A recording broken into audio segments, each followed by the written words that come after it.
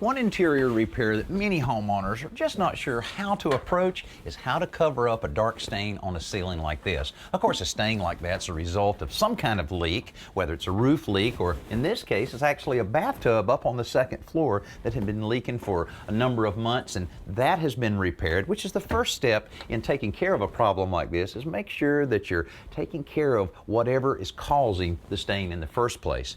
Now, you could take latex paint and put right over it and it would camouflage it for a little bit, but actually the stain would eventually come back through. So what needs to be done is to block out that stain by using a stain sealer or stain blocker.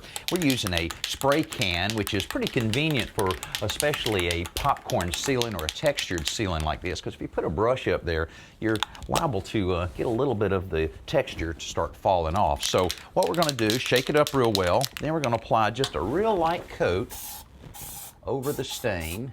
I don't want to put too much on it because it'll drip on you.